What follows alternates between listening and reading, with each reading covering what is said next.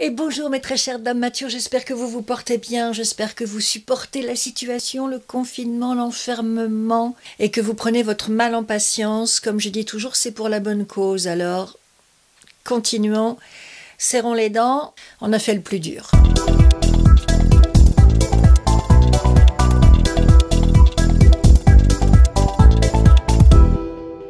Aujourd'hui, je suis très heureuse de vous retrouver pour une vidéo pas comme les autres. Je regarde beaucoup ce qui se passe sur Instagram et je vois une vidéo qui est faite quasiment tous les jours. On demande à quelqu'un de célèbre de faire des petites vidéos, leur pose des questions et montre leurs réponses. C'est des petites vidéos qui font un petit peu plus de 2 minutes. Et j'ai eu envie de faire la même chose. Alors moi, personne ne m'a sollicité, je le fais de ma propre initiative. Mais je trouve que c'est intéressant, une formule assez amusante pour vous parler de mon confinement et en même temps vous parler de moi, afin que nous fassions, vous et moi, plus ample connaissance. La première question, c'est « Où es-tu et avec qui pendant le confinement ?» Je suis chez moi, à la campagne, en Normandie, à l'ouest du Calvados, à la frontière entre le Calvados et la Manche. Nous avons la chance d'avoir tout à portée de main. Nous avons la campagne, nous avons la forêt de Balleroy, et nous avons la mer avec les plages connues dans le monde entier pour être les plages du débarquement. Cette partie de la Normandie s'appelle le Bessin, et donc toutes nos plages ont été rebaptisées de noms américains pendant l'opération Overlord, qui était l'opération la plus importante de la Deuxième Guerre mondiale puisqu'elle a conduit à la libération de l'Europe du joug nazi.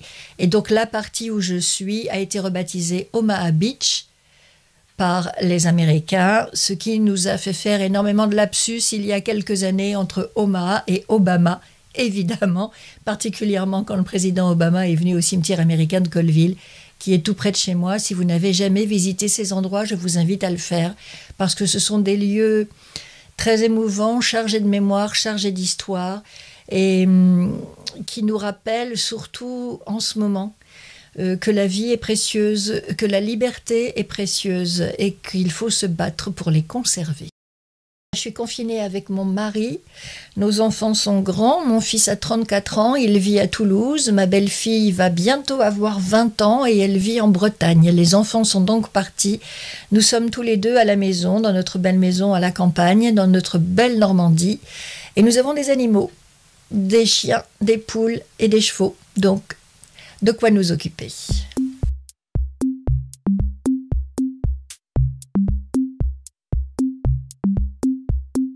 Bon, je suis pas une grande fan de la cuisine, mais j'ai élevé un enfant toute seule, donc évidemment que je sais cuisiner. Ma mère m'a appris certaines de ses recettes et certaines de ses techniques de cuisinière, donc quand il le faut, je cuisine, mais j'avoue que c'est pas ma passion, c'est pas mon occupation préférée. Ce que j'aime bien faire sont des lasagnes, des quiches, des pizzas, du pot-au-feu. Voilà, c'est de la cuisine très familiale en réalité, très quotidienne. Mais j'aime bien de temps en temps me mettre à mes fourneaux et surtout, en ce moment, je pense que c'est la meilleure chose à faire de cuisiner soi-même. Parce que comme ça, on sait ce qu'on mange, on a les ingrédients et on les transforme. Et c'est pas de la cuisine industrielle avec trop de sel, trop de sucre, trop de gras. À nos âges, il est important de faire attention à ce que nous mangeons et aux portions que nous mangeons. Et moins les aliments auront de gras, de sucre et de sel, mieux nous nous porterons. Donc, dans cette optique-là, c'est vrai, j'ai pas attendu le confinement, mais je me suis remise à la cuisine de façon à essayer de manger sain, des fruits, des légumes, un petit peu de viande, du poisson, des œufs, des choses qui sont bonnes pour la santé. Si ça vous intéresse, je pourrais vous faire une vidéo sur la bonne hygiène alimentaire à avoir à nos âges pour ne pas grossir.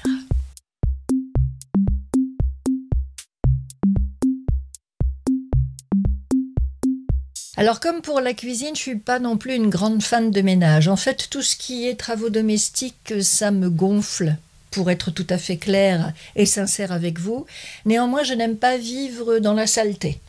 Donc, c'est un peu comme la cuisine, nécessité fait loi. Donc, je fais du ménage, je passe l'aspirateur, je fais les poussières, je fais les sanitaires, Le rangement est moins mon fort, je dois dire. Je suis assez ordonnée dans l'ensemble, mais je suis pas non plus tout nickel chrome, une espèce de Marie Kondo à la française où tout serait rangé comme il faut, où rien ne dépasserait. C'est pas mon style, c'est encore moins le style de mon mari. Donc, ménage, oui, rangement, moins bien.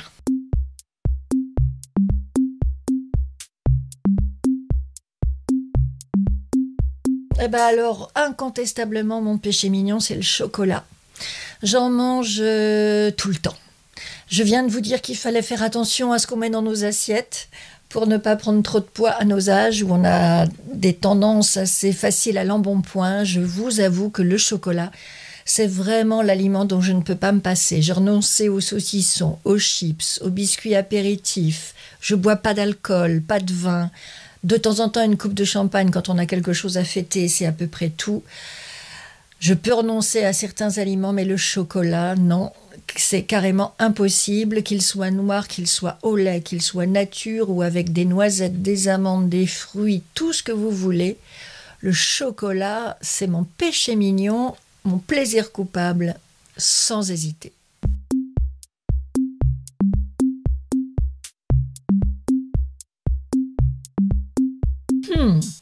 J'aimerais beaucoup, beaucoup, beaucoup en faire. Tous les jours, je me dis, il faudrait que je fasse du vélo d'appartement, il faudrait que je fasse des steps, du gainage, il faudrait que je soulève un petit peu mes haltères. Et tous les jours, je repousse au lendemain.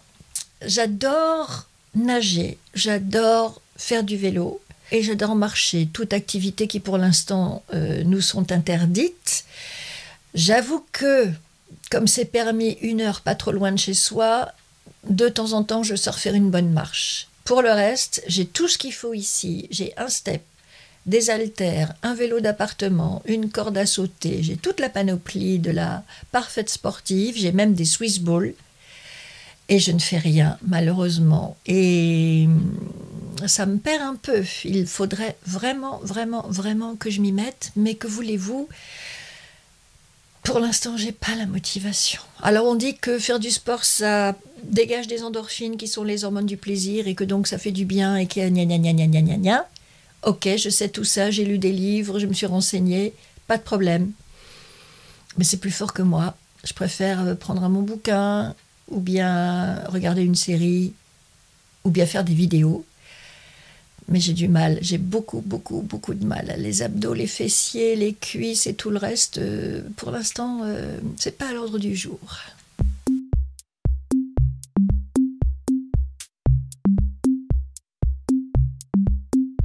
Eh bien, ce qui me manque le plus dans le confinement, c'est ma liberté. Figurez-vous que j'ai longtemps été journaliste à la télévision et j'ai quitté mon travail il y aura bientôt 1 an. Je me suis donc mise en réclusion volontaire d'une certaine manière. J'ai traversé un burn-out assez sévère, donc je me suis repliée sur moi-même, je me suis enfermée chez moi, le temps d'aller mieux, mais c'était volontaire. Ce qui fait que ma vie n'est pas excessivement transformée par ce confinement obligatoire en ce moment, puisque c'est un mode de vie que j'avais choisi. La seule nuance, et elle est de taille, c'est que quand je décidais de sortir, ou si j'avais besoin de sortir, eh bien, je le faisais, j'étais libre et rien ne m'en empêchait. Tandis qu'aujourd'hui, si j'ai envie de sortir, eh bien, je ne le peux pas, comme chacune d'entre vous, puisque nous sommes toutes assignées à résidence et que nous sommes confinés encore au moins jusqu'au 11 mai et peut-être plus. Donc voilà, c'est l'idée qu'on m'a pris ma liberté de mouvement qui me pèse le plus en ce moment dans ce confinement.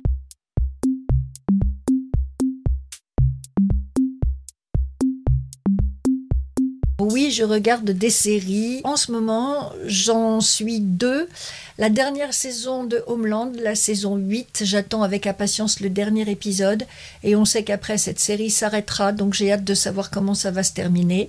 Et l'autre série que j'ai découverte et que je suis, qui est diffusée sur Canal en ce moment, c'est Miss America, que je trouve vraiment bien faite. C'est la rivalité entre 2 Américaines dans les années 70, au moment du mouvement de libération de la femme, le MLF. Il y a d'un côté une femme très conservatrice, mère de 6 enfants, républicaine, qui vit dans l'Illinois, je crois. qui est interprétée par Cate Blanchett. Et de l'autre côté, il y a la fameuse, la grande féministe Gloria Steinem, journaliste, fondatrice d'un magazine, auteure de plusieurs livres. C'est une des premières femmes dans les années 70 à avoir défendu les droits des femmes et l'égalité des droits entre les femmes et les hommes. Donc Miss America, une mini-série, il n'y a pas beaucoup d'épisodes, mais qui sont vraiment très très bien faits, qui nous replongent dans ces années 70 et qui ont un petit parfum de nostalgie pour celles d'entre nous qui ont connu ces années-là et qui ont vu émerger le mouvement de libération des femmes dont nous avons bien profité après, il faut le dire. Merci à elles.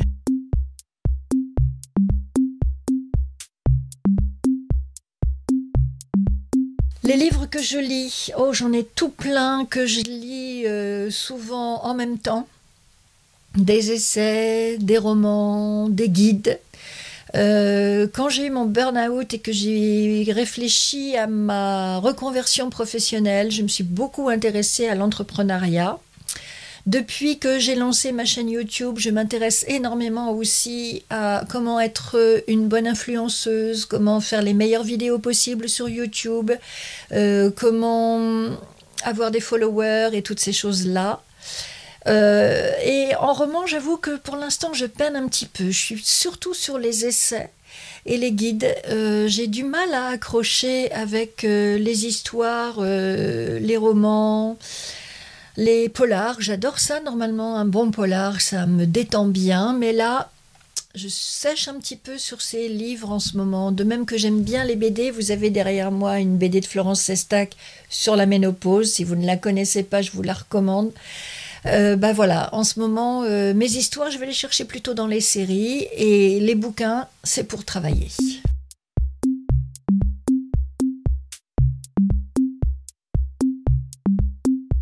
La chanson qui me fait du bien en ce moment, eh bien, c'est Un homme heureux de William Sheller que j'ai apprise au piano. J'ai trouvé la partition sur Internet et ça me détend. Je la trouve très belle, très touchante. C'est pas forcément très joyeux, mais c'est plein d'espoir. Et ça dit bien. Si ça ne vaut pas que j'y revienne, il faut me le dire au fond des yeux.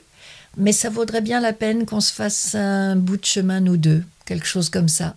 Et c'est assez simple à jouer au piano. Vous avez les accords, un peu toujours les mêmes. Et je trouve ça super sympa. J'aimerais bien en trouver d'autres. Maintenant que Christophe nous a quittés, j'aimerais bien apprendre à jouer les mots bleus au piano. Je vais regarder si je trouve la partition.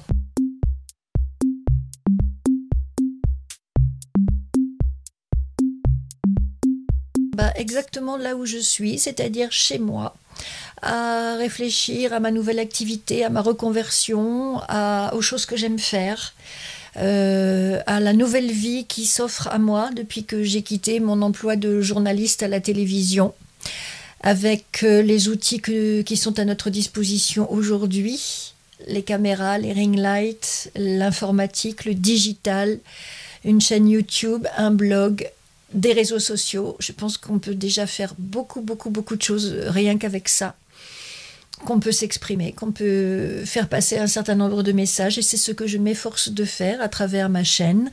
Et voilà, donc avec ou sans le confinement, je serai de toute façon chez moi et je serai en train de préparer ma reconversion et la deuxième partie de ma vie qui a commencé il y a bientôt 1 an.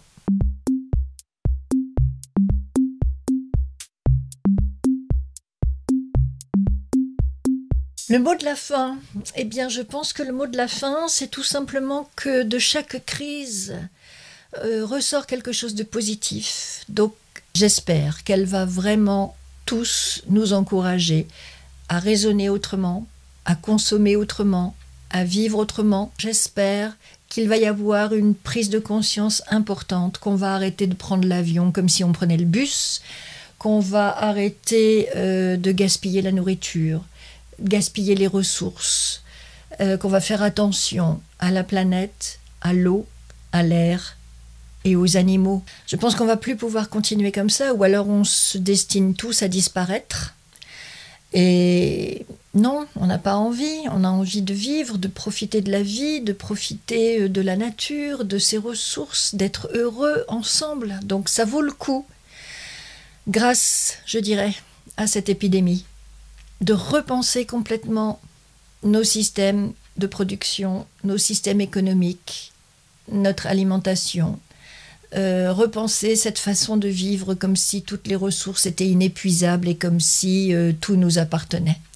Je pense que ça va être le côté positif de cette crise. Et en attendant que cette prise de conscience arrive, en attendant que les mentalités changent, le mot de la fin, ce sera vraiment restez chez vous le plus possible. Faites attention à vous, attention à votre santé, attention à vos proches, protégez-vous et que nous allions vers un avenir meilleur et vers une autre façon de vivre. C'est tout ce que je souhaite. Et bien voilà, Mesdames Matures, cette vidéo est maintenant terminée. J'espère que ça vous a amusé de la regarder, comme moi ça m'a amusé de la faire. Ça permet, comme je le disais tout à l'heure, de faire plus en plus connaissance. Comme ça, vous savez un petit peu mieux qui je suis, d'où je viens et pourquoi je suis en train de m'adresser à vous via ma chaîne YouTube ou via mon blog. Je pense que nous avons des tas de choses à partager, le make-up et la beauté bien sûr, mais pas uniquement. Et c'est ce que je vous invite à faire avec moi en plus grand nombre possible. Donc, si vous n'êtes pas déjà abonné à ma chaîne, abonnez-vous. C'est gratuit et ça me fait plaisir et ça m'aide. Si vous aimez cette vidéo, vous pouvez la liker avec un pouce bleu parce que ça aussi, ça m'aide énormément. Et puis, je vous dis à la prochaine. Et je vous souhaite encore une fois de bien prendre soin de vous. Bye, Mesdames Matures.